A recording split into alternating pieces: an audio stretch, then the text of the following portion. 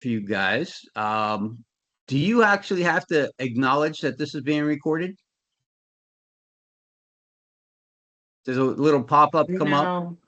No, Pop-up huh? says recording and transcription started by Paul Fedynich. By attending this meeting, you agree to be included. Oh, there we go. Privacy, and then Okay, it has a link to the privacy policy. cool. Okay. All There right, is because that's something nothing. we'll be talking about here for a little bit. But all right, well, good morning, everybody. Here we are on October the 20th, just coming off of a birthday weekend here, which was pretty fabulous for me. And I appreciate those that have acknowledged and sent me texts and messages and all this great stuff. So I appreciate you all. Um, but this morning, I'm always looking for new topics and things that are relevant to the market today. And I also am always curious about what you guys are dealing with. What kind of issues are you facing that maybe you need some help with, or some things that you've seen in the industry that, make you shake your head and go, I can't believe it. So before I dive into a couple topics that I wanted to bring to the forefront, I wanted to ask you, do you have any specific topics or objections or anything that you'd like to share that you maybe need help with, or it's a matter of fact that, hey, this just happened to me and it was very strange? Does anybody have anything like that they'd like to share? Come on, this is real estate. Weird stuff happens every day. I can share a kind of pain in the derriere thing. I'll go. Okay, Jeremy. So I had an agent shut me down for her listing, and she called me Friday late. She got an offer. Have you guys heard of Cash to Keys by Annie Mac? I've seen an email on it. I didn't dive into what it was. So are they a home buying service now? I guess it's like Andy Mac? I guess it's an equity firm, and Hmm. from what I understood, I guess the buyer goes through them. That company is going to buy it while that buyer is trying to obtain financing. And if they can't get financing, that company is still going to purchase the property. Hmm. So I guess it's supposed to be like a guaranteed sale for the sellers. But what's really interesting is they weren't wanting to pay, they weren't wanting to pick and pay for the title policy, but they're telling the seller, oh, you can only use like these 6 title companies, Oh, yeah. which was really interesting. And so the guy from the company called me and he's like, oh, we have to vet you. And he sent me the list. And I was like, well, clearly you don't really vet people that well, because Celebration was listed and they're in bankruptcy for selling like $9 million. Oh, Um, wow. yeah. So I was like, clearly you don't really vet them. But I was just telling her she should really go back and fight that for her sellers and say, hey, if you are picking the title company, you should pay the title policy. So I was just curious if anybody else has had deals with them. Yeah, I know that some of the other institutional buyers, they all have their own title companies that they Yeah. have partnered with, right? And that way they can maintain control how it gets put in there. They might delay inputting into public records so that nobody knows what they paid for it, or they dictate that, yeah, just put down on the deed that we paid $10 for it, right? So Right. so and nobody knows how much they're making on the flip. So, Yeah. It was um, interesting. And she was really unsure because she's like, there were so many oddities. Like the buyers actually signed, but the name listed on the contract was Annie Mac Cash to Keys. So there was a lot of little weird things that she was just like, do you know anything about it? I was like, I've never heard of it. So I just figured I'd bring it up since it's something different. well, I think that we'll start seeing a lot more creative type purchasing going on moving forward, and this is where it could create problems, or what it could create is what I had heard a few years ago is being predicted by 2030. Everybody's going to be tenants. Nobody's going to own property except for Wall Street, right? Mm-hmm. And maybe 2030 is a little bit soon for that, but it seems like when you look at what's going on, it's almost like that's the direction we're going, because these guys have got the bottomless pockets, and they're just constantly buying up, and there's just more and more of those institutional buyers coming out of the woodworks. And I actually work with a platform that offers cash offers, and I'm just like, That's McDonald, crazy. right? What's that? Yes, That's James James, yeah. James McDonald. Yeah, That's actually a yeah, really and that good platform, by the way. it's an amazing platform, and and it's, but I'm torn, because yes, I use it to try to find sellers, but I want to get those sellers on the market, not just through a cash buyer, because I really don't want to feed those institutional buyers. It's a Because I catch feel bad, 22. because yeah, it's I want affordability to come back down. I want the American dream to stay alive. I mean, that's just the best way to gain value in your life. It's you invest in real estate, even as just a homeowner, and maybe have one or two rental properties, you're growing wealth for yourself. But if you're battling against these institutional buyers, that you can't even compete with them. I did see something over the weekend. I think it might have been from the Florida Realtors report. There was something about um, like, of all the investment properties, it was like 80% were owned by small investors that had 10 properties or less. And I didn't get into it too deep, but that was an interesting stat, because I'm okay with small investors, because small investors are like us. They're just, they have a handful of properties, and they're gaining wealth that way. I just have a problem with the institutional buyers that um, are just buying for the sake of buying, and they have, bottomless pockets. Yeah. So really, really interesting. Who else has got a question, concern, issue going on in the market? Oh, Dagmara, you had your hand up. Yeah, go ahead. Al will come to you next. It's not really an issue, but I just wanted to know if other people are seeing longer delays between closing and when everything is funded, or does that just depend on the lender? That Sometimes is you're closing and then you really have nothing to do with the buyers because you're still waiting around for them to get the keys.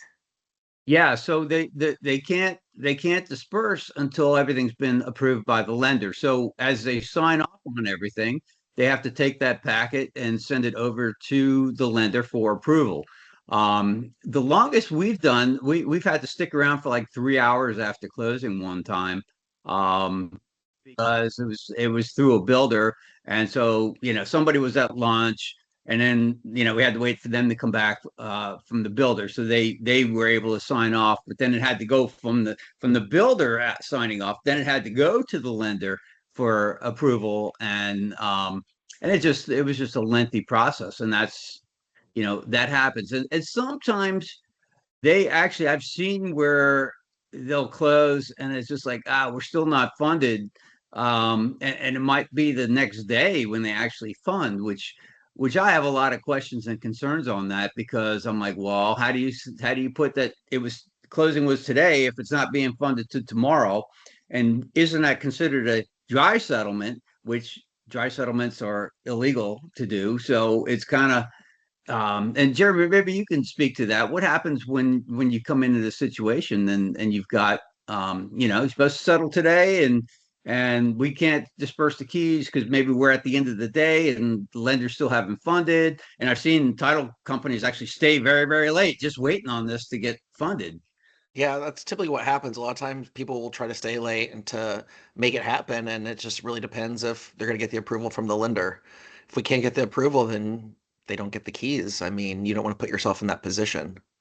I wonder Yeah. if it's because of a lot of the, more traditional remote closings now. So your mobile notary, they may have another appointment or two after you, and then they need to get back to upload everything and send it in. I know funding has to happen within 24 hours, but I'm just wondering, are you guys seeing that's just taking longer these days.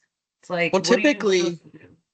if you're doing a remote closing, you really should try, like, if the sellers are doing a remote, they should pre-sign, right? And then when the buyers, if they're signing remote, they should do it like earlier in the day so they can get those documents back and scanned and off to the lender. Like if you have buyers that are doing remote signing at say like 3:30, that ain't gonna happen. Mhm. Can you And that's why, have like, buyers pre-sign, like have signing the day before and funding the day of closing? no, and I mean, if it's cash, yes, you could do that. Mm, But lenders, they want wet signatures and it's going to be the day of. gotcha. But that's why I always try to tell people if you like want to make sure you don't really have any hiccups and weird situations, don't close on a Friday, close Tuesday to Thursday, just because it gives you more wiggle room if it gets pushed. Because there's nothing worse than a Friday and it gets pushed. Yeah, and everybody shoots for the Friday, and everybody shoots for that last day of the month, Yep. which has always confused me. Is like, why bother? Why are you doing that? Why are you creating chaos in everybody's life? Just work around that. Don't schedule for the last day because that's when everybody else is, and don't schedule for Friday. Go ahead and do Thursday afternoon. It's just like different things like that that you need to think about and look at the calendar when you actually choose the date and make sure I make got a sure you contract the choose other a date day. that's not a holiday or I something got a something silly contract the like other day that. and was for a Sunday closing. I was like, you probably want to change that, just so you Yeah, know. yeah, Oh, exactly. and I just So wanted to congratulate Brian while I'm still here. Congratulations, it's super awesome. yeah, Brian, congratulations on your award. That was pretty amazing. Thank you, thank you, thank you, guys. I have my hand up only to Dagmara, to your point of could the buyers pre-sign? I don't want to call this an exception, but the only time I've seen this, which was a little bit earlier this year, we had buyers signing from out of state, so a mobile notary, and had to mail the package. So we had, say, uh, the signing, and on the document said the signing was the 20th, and the funding would be the 21st. So I guess you could say it could be pre-signed by the buyers, but it still has to be stated on the document. It cannot say they're going to sign on the 20th and they sign on the 19th. So that's I don't want to call it an exception, but that's something that happened more recently where they were out of state, and it was later in the day. So I mean, either way, you still had to overnight it to title. So it was said closing, and it physically said it on the closing disclosure, closing today, but dispersing the next day. Yeah, I've heard of Yeah. that before. Yeah. Yeah, so you really look, you know, sometimes agents don't think about all the coordination that goes on with settlements. And so we do have to think that is our job, right? We're supposed to be looking at this and look at, okay, what are all the reasons why this could get messed up and try to circumvent that up front. I had a settlement one time that was on a Friday by the option of the buyer, because they were going to come to town for the weekend and move into their new condo. I had sold their condo, and now they're moving into another condo in the same complex. And they bought what was a FISBO at the time. The owners were from New Jersey, and they didn't come to settlement. They pre-signed everything, overnighted it back, and everything. And we were closing on Friday afternoon, and there was an issue with funding, and it was just like, oh man, now what are we going to do? Well, we got to push closing to Monday. um and we had already done our walkthrough of the condo, um and I thought that the buyer was going to go ahead and go get like a hotel room. They said they had somewhere to stay. um Come to find out, they actually went to the condo unit that they were buying because they owned in there. They knew how easy it was to get in through the sliding glass doors, and so they helped themselves and stayed in the unit prior to closing. And I had no idea. I really didn't. And I would have definitely. I did not give them the keys. In fact, I had the keys, and the seller accused me of giving them the keys. I'm like, no, I did not give the keys over until settlement. And so they stayed there, and you know, it kind of blew up. We did get settled, but this came about after settlement because they, you know, of course, they were longtime owners in this complex. You know, it was a vacation property, and you know, the neighbors mentioned to them, "Hey, you got somebody staying in your unit." So, um, so yeah, look, you can't be careful. I mean, that could have come back to bite me if I hadn't taken all necessary precautions, made sure, you know, that I didn't give him the key, you know, and that I had no idea that they could get in so easily, and so you just look, and these were great people, you know, they didn't intentionally try to do any harm, but it's like, hey, they came expecting to close, and for some reason they couldn't close, and I don't remember what it was, but it had something to do with the lender, and maybe they didn't get something back in time or whatever the case was, and so be careful out there, you know. You just don't need to be going to you know, realtor jail for stupid stuff that other people are doing. Val, you had something you were trying to raise your hand? Yeah, it's more of a gripe than anything. I don't know who, if any of you have sucked in a condo listing lately. Yeah. But it's more work than anything I've ever seen getting it on board. It's because of the milestone inspection reports. I mean, if you have, I think it'll get better in January when all of the HOAs or condo associations have to have everything available on a portal or a website. But currently, we're kind of in this moment where it's not. And so, I mean, this thing's been rough. I was in a lawsuit. It just goes on and on to get this thing listed. It is listed, but then you find out, you start trying to read the new condo rider, and you know, we road test all these forms by using them, and they're not worded exactly the way that makes sense. So you have to deal with that. And so just beware. And this particular condo has a first right of refusal and a buyer approval. So I have to put all that language in the listing too. So I don't think this thing, I don't know if this thing's ever going to fly, but it doesn't matter. It's out there in the world. Everyone else is dealing with this, but I just want to give you a heads up that when you have to sit down and get a glass of wine and figure it out slowly, and then check it after the next day, because there's just so much. That's all I have to say. Yeah. Yeah, look, you know, if you're going to get involved, and Bridget says she stays away from condos, which I don't blame you.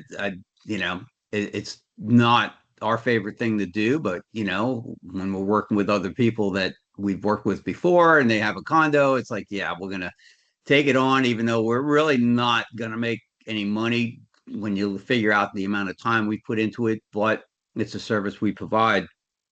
And, you know, one of the things that people don't think to look for on the condos is whether or not they have um, a first right of refusal.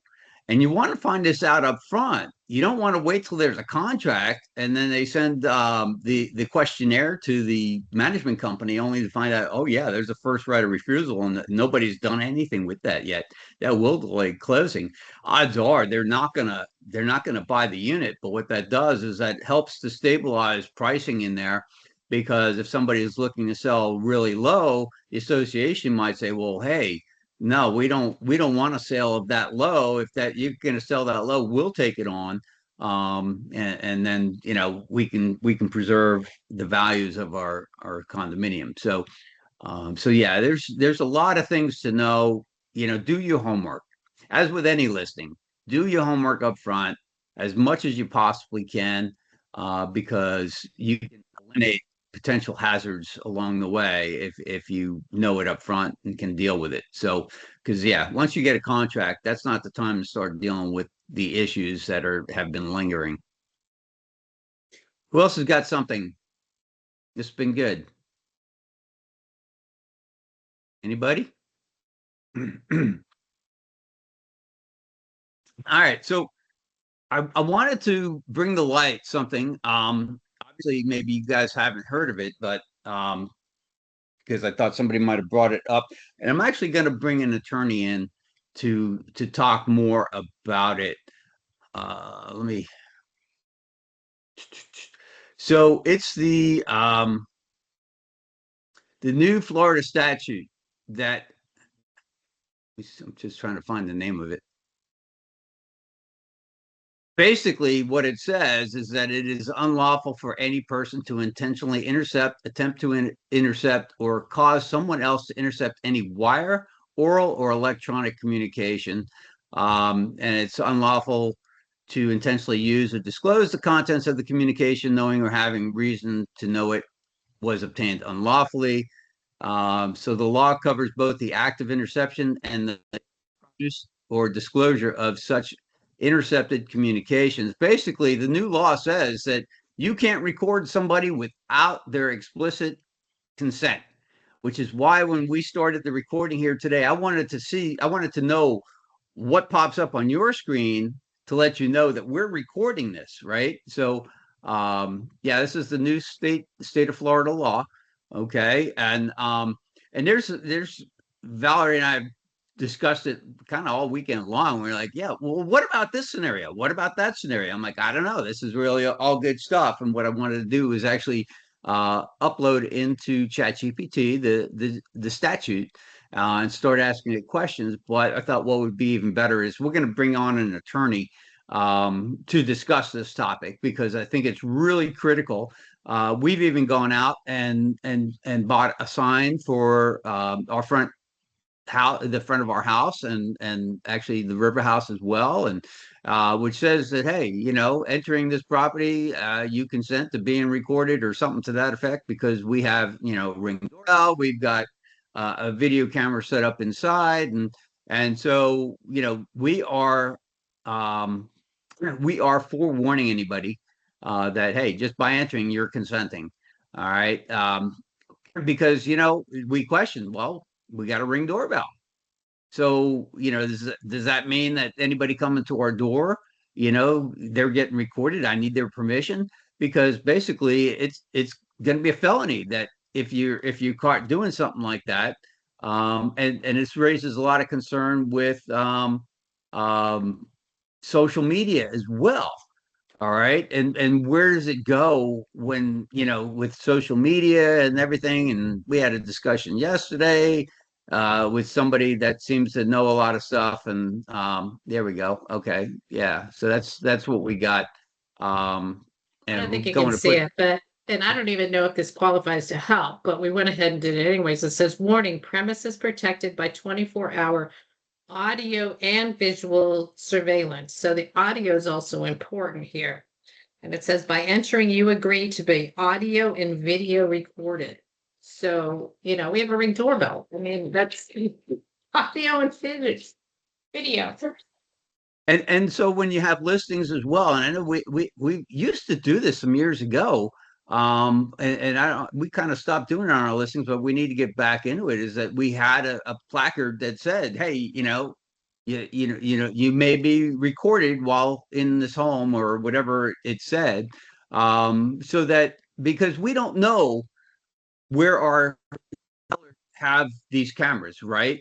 They could be it could be a teddy bear up on the shelf with the camera in the eye. It could be, anything that is, that can be recording and you don't know that you're being recorded, right? So we always forewarn people verbally that, hey, look, as we show this home, just know that there could be recording devices. Just be careful what you say. Certainly don't touch anything. And we'll talk outside when we're all done, unless they had a ring doorbell, then we won't talk right there at the front door. We'll go out to the street. All right. But this is something that you really need to be aware of, that and something else too, technically, like when we show property to buyers and sellers, a lot of times they want to take pictures or videos so they can remember which house is which, right? we're not supposed to allow them to do that without having permission first. And that's something that most agents ignore. I'm guilty of having ignored that myself. I'd be like, yeah, go ahead, no big deal. But it is a big deal. It is a big deal. And moving forward, the correct answer for a buyer that wants to take pictures or a video, it would be, look, all the pictures and the video are available online. If this is an option for you, we'll go ahead and send you a link to this home so you can see everything online. No need to go taking pictures and everything. All right, because you don't know what personal stuff is left out and things like that. So yeah, you want to be careful with that. Dagmar, I saw you had your hand up a minute ago. Yeah, I was just going to say that apparently posting a sign does not work. They have to actually acknowledge and give consent. Yeah, well, and yeah, but at the same time, that's what we've got to do is find out about the ins and outs of this, because I mean, you got somebody approaching your house and you got a Ring doorbell, it's going to record them. So we're not getting their prior consent. So the Ring doorbell is not going to go away. There's going to be exceptions to the rules. And that's what we're going to bring an attorney in to find out all of that and do the interpretation for us, rather than just look through, because it's a lengthy bill to kind of read through and get everything out of it. And so this is something that's going to be really, really important to discuss and to get familiar with, so that we are all protected. Because I'm sure most people are getting Ring doorbells or something similar. We've got cameras on the outside of the river house, as well as a Ring doorbell, so we've got different angles covered. And so we just want to make sure that, hey, we're forewarning. We want to be in compliance so that nothing can come back and bite us later, if there was an issue. So so there are some things in there that if it's just a Ring doorbell recording and it's just recording people coming and going, we're not using that to post on social media. So Val, you got your hand up? Yeah, I mean, like all these new laws that come up, they put out there, then they get road tested, then we have all the changes to them, but we're not there yet. So I agree with you, Dagmara, that the sign may not just do it, but at least I've attempted to do something. So, but we had our kids here this weekend, and one of them was very adamant that no, if I'm recording, at the theme park and someone happens to walk behind and we pick up their conversation during the video and this, that, and the other thing, that the federal law says I'm fine. Well, the state law is a ton tighter than that federal law, and it's brand new. And, it's like you need to conform to the state law because it's tighter. And, they were like, well, now what do we do? I said, well, when Paul has the attorney on, I said, we can't tell you what to do. We're kind of stuck too. So we said, when Paul has the attorney on at 8 o'clock in the morning, you're all invited, because we can't figure it out. It's very tight. Yeah. Yeah, there's a lot of what ifs, and we've been trying to discuss all of that, and we don't have the answers. We definitely need to bring an attorney in and discuss this, and because I put it in the chat GPT, just to kind of get some facts out of it, but I don't trust GPT for this, because it's too many questionable things when it comes to the law. Like I've uploaded the rules for advertising. I've uploaded our company policies into ChatGPT, and I run my marketing through there. I do trust it to be able to analyze that and make sure I'm in compliance. But I don't trust it when it comes to a law like this. It will give me some decent facts, like it's giving me, penalties, violation generally be a 3rd-degree felony. I mean, that's, but there's a more lenient penalty, a misdemeanor, if the offense is a first offense or isn't for tortious or illegal commercial gain and involves a radio communication that is not scrambled, encrypted, and somehow some other narrow condition. So, so there's exceptions to everything that, we may not know, because again, law gets interpreted very differently. Look, that's how lawyers fight in court, because they find something in a law, especially if you're a defense attorney, you find something in the law that can be interpreted a different way. And you're like, oh no, this is our case, and this is why. And then you're it's whoever presents it better is going to be the winner. So, and it's the same law, but it's being interpreted by 2 different attorneys. So who knows? We might even bring 2 different attorneys in on this and have it, on 2 different weeks have discussions on it. So, but yeah, the what was that? I saw that. Yeah, this is a new state of Florida law. Yes, absolutely. And yeah, and so when it comes to the federal law and the state law, generally, yes, the federal law is going to override a state law in a lot of cases, but which one is more stringent? Well, in this case, it's the state law. So the state law is going to take precedence over the federal law when it comes to the state of Florida and how you're being recorded. So, so there's going to be, a lot of questions on this moving forward, especially when it comes to videoing and then, putting it on social media. Maybe you got to blur out all other faces on there. I don't know. I don't have those answers yet, but it's going to be interesting to find out. So we're going to dig and we're going to get some more answers and bring that forth, because this is so important for us, because pictures and video are a big part of our business, and especially for those doing social media, you're recording different things, and so, yeah, you want to make sure that you're clear on what you can and can't do. Does that make sense? Is anybody else familiar with this law or heard about it? I mean, are we the only ones? I don't know, but I'm glad that you just reminded me to update the realtor remarks on the listing. Yeah, that's it. Look, yeah, the realtor remarks. If the property is under surveillance, yeah, you've got to add that to the customer remarks, and it needs to start off with that, right? That needs to be in the first sentence. So, so that's going to be really important that you do that. Now, that the listing, there's nothing in there that's recording. I mean, it's a vacant house, and there's no internet service. There's nothing there. I'd say you don't really have to worry about it so much. But if you're going to post a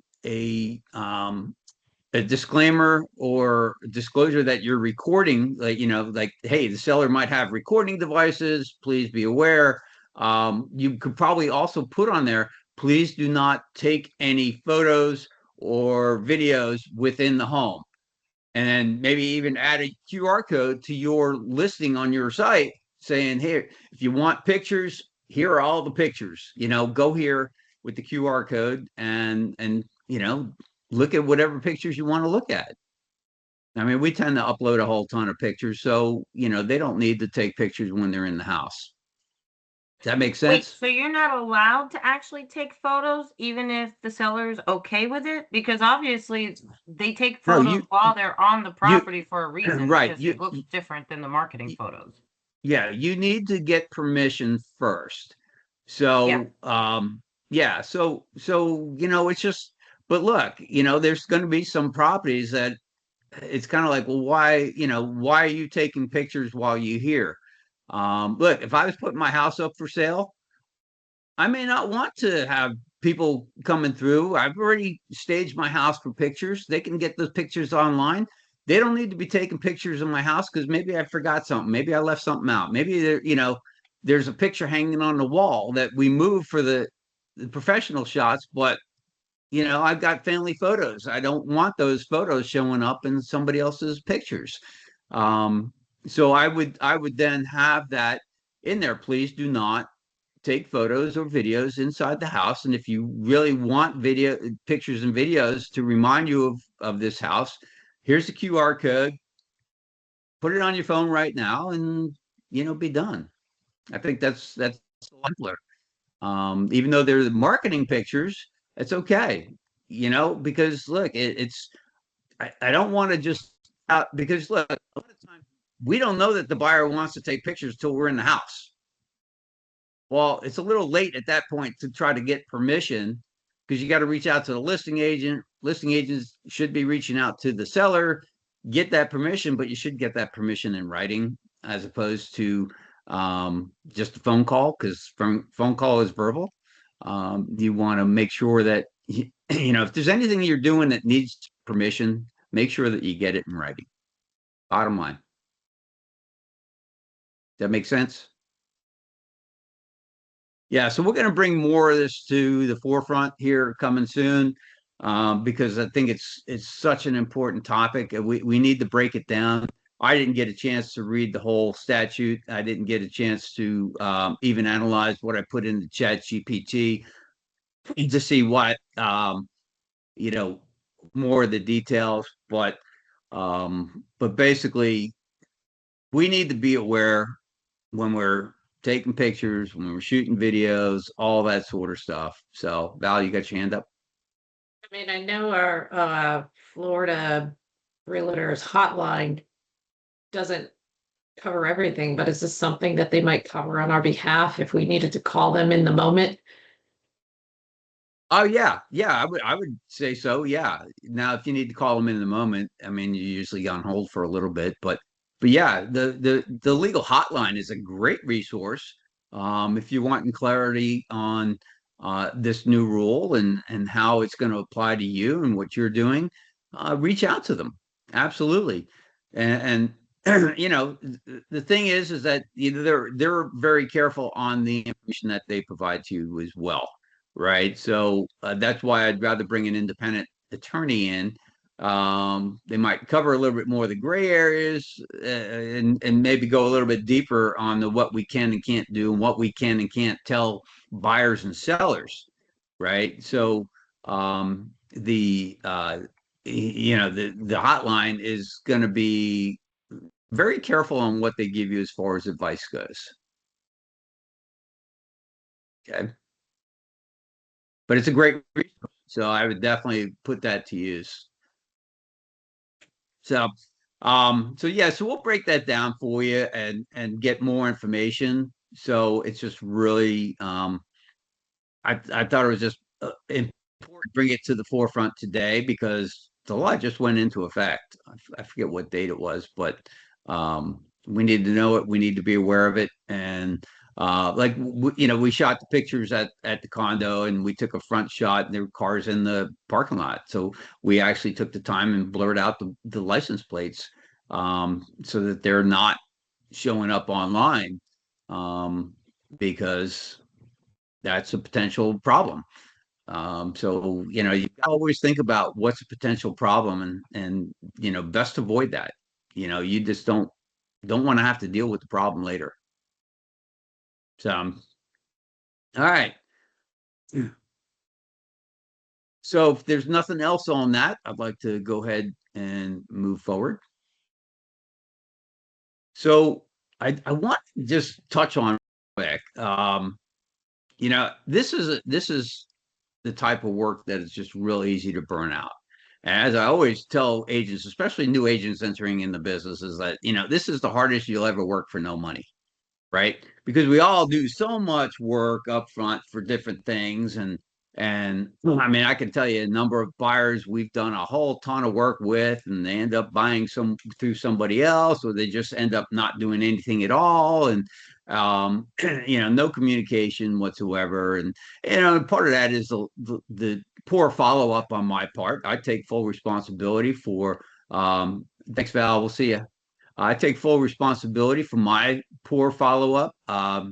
because it's gotten to the point where I burned out on making phone calls because nobody picks up their phone, and it gets to be a little disheartening sometimes. But also working on different kinds of leads, so that I'm not just doing Facebook leads where you got all the looky-loos and, oh yeah, I want more information on this house, and there's no intention. So but the idea is that we've got to find ways to reignite our motivation, reignite the joy that we get out of working this business, right? Because sometimes we just feel so drained, and when we get drained, it's kind of hard to get excited about something unless it's like, oh, somebody called and they want to go see your listing right now, right? And they're unrepresented. So it's like, okay, yeah, all of a sudden now I'm going to have that energy, and I'm going to be like getting up and like that out the door and go show a property, right? Because there's something exciting to do. But it's hard to get excited to make phone calls and to do the hard stuff that we need to do, right? The stuff that we work for free for, basically, until we get to closing. So so it's really hard to kind of keep upbeat. And what I wanted to do is ask you, what's one thing that you used to do that would light you up in this business that you stopped doing? I know for me, I used to get out of the house more, you know? I used to get out of the house a lot more, and I don't now. And I'm committed to getting out more and doing more, more networking events and more, maybe do some more lunch and learns and things like that, just to get out of the house. Because I find that by being here all day, unless I have to go out and for a listing appointment or a showing appointment or something like that, I'm here working all day, and that's not healthy either. So so I'm working on changing that for myself, and there's different things that I'm doing mentally to just behave differently and to act differently and to get more enjoyment from what I do every day. I'm looking for that. I'm not I'm not letting the day just happen. I'm doing it with more intention. So what are you doing to avoid burnout, to reignite yourself, to continually work as hard as we need to work in this business? Anybody? Yeah, Brian, go ahead. I was definitely getting burnt out until I changed my schedule. I was one of those that was waking up early and going to the gym at stupid times, 5:30, 6 a.m. Hmm? And then work throughout the day, right? Take maybe a 15, 20-minute lunch and then just keep grinding, and maybe even take a phone call during lunch and keep going and push to 5:30, 6 p.m., answer any calls. After that, the typical loan officer says they're 24 hours, 7 days a week, always available. And I was definitely getting burnt out. So I changed my schedule. I take a break in the middle of the day to either go to the gym or I play basketball. Mm, It's and a lot of agents don't know this. So, mm. but from 12 to 1, if anyone reaches out to me or client reaches out to me and say, hey, sorry, I'm in a lunch meeting, I'll call you as soon as I'm out. And that is me literally in the gym on do not disturb or playing basketball. So I start my day, sorry, I'm a little late here, but like 8:15, and take that break. And then I go all the way in until 5:30, 6 if I need to. And that's really helped me. Um, I see why now kids have recess in the middle of the day. I kind of feel like Yeah. I feel the exact same rejuvenation, and I look forward to the middle of my day. And then I know when I'm done, I can grind out the last 3, 4 hours, and by like 5 p.m., I'm like, okay, I accomplished everything. So it just gives me a little more energy, versus waking up, before the sun's out and trying to get to the gym. As much as it seemed cool to like post on one of those morning people, it took a toll. Ultimately I didn't enjoy it. I like my sleep. So that's something that I did that changed. Yeah, that's a great change. That really is, because I can see how, yeah, taking a break in the middle of the day to go get the workout in, because that gets the blood pumping again, that gets the endorphins going, gets you the dopamine that you that you need as well to carry you through the day. So that's awesome. I do what's called a bullet coffee midday. I use mushroom coffee, and I put some a tablespoon of honey in there. I put a tablespoon of MCT oil, and I put a tablespoon of cacao powder. Everything organic, and it's what that is. It's all brain food. Okay, and so that gives me the lift up, because if we're feeling a little sluggish in the middle of the day, it's because of our head, right? Our brain is tired from everything that we've been doing. Like every decision that we make requires a lot of brain effort, and so we work that thing hard. So a great way is to get the physical release, going to the gym, working out. I'm gonna actually have to try that, because I've been meaning to get back to the gym. I do everything here. I do workouts here, and usually a lot of times what it is for me, it's a late morning workout. I do it here in my little man cave office, and that way I can do a smoothie for lunch, and then after that I'll do my bullet coffee, and then again, and then I get in. I try to get hyper focused, because if you get hyper focused for an hour or two, you'll accomplish much more than if you work 3 or 4 hours grinding it out. And that's kind of something you need to look at is how do you get hyper focused? I was thinking about this the other day, because what were we doing? We were last week when we were getting ready to go down to the river house. I was like, okay, yeah, we got to leave in a couple hours. So it's like, boom, it's like just going away for a vacation. All of a sudden, pre-vacation, you're like, boom, boom, boom, boom, boom, boom, boom, right? You're knocking everything out. You're so focused on getting everything done because you're looking forward to getting out of here, right? So you got to think to yourself, well, how can I have that more frequently? Why do I need to leave on vacation for me to get hyper focused and accomplish the things in an hour that would have typically taken me 3 or 4 hours to get done, right? Because I was focused. I can get this stuff done. So that's something I'll be bringing some information on that in coming weeks as well. I think that's super important to know and understand why we do that, and how you can implement that more into your life. Who else has got something that they're doing or stop doing? I think I saw something in the chat. Bridget took some time off to travel while she was really slow, and really helped with that burnout feeling. Yeah, absolutely. Traveling is definitely a good way to do it.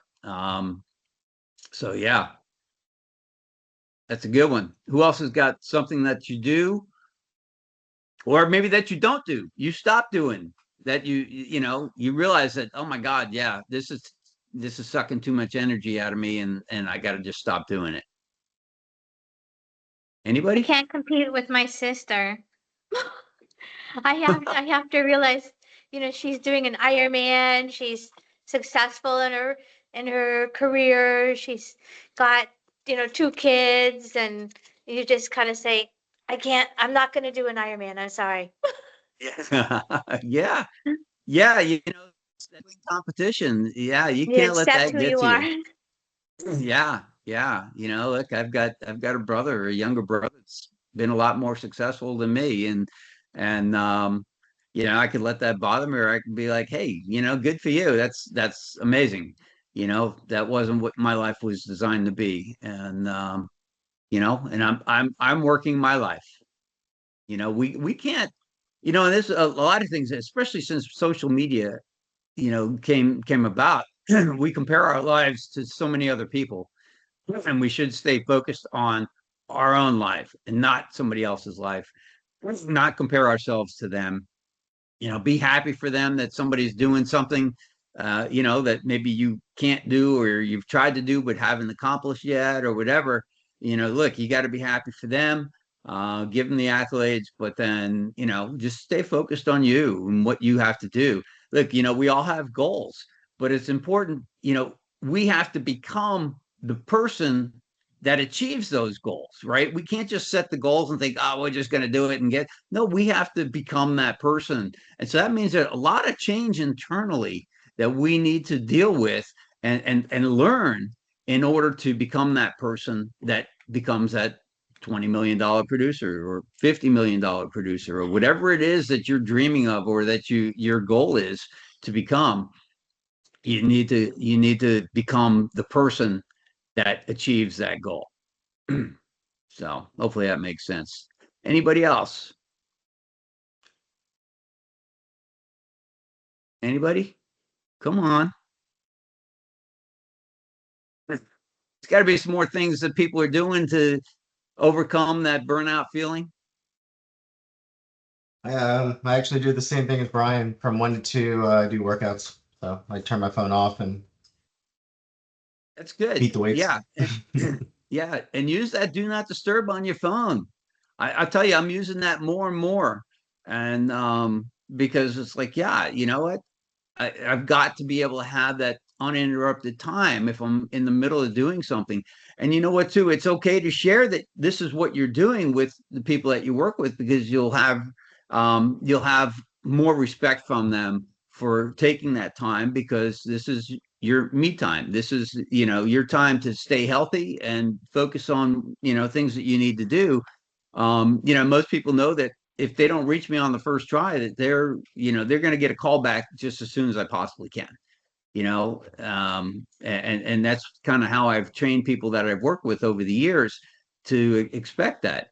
But sometimes I might get a call at 10 o'clock at night, and people will be surprised that I picked up. They're like, I thought I was just going to get your voicemail and leave you a message. I'm like, well, no, I was still awake. I figured I'll go ahead and answer the call.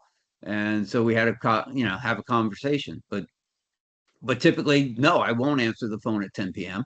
I try not to answer the phone after 8 p.m.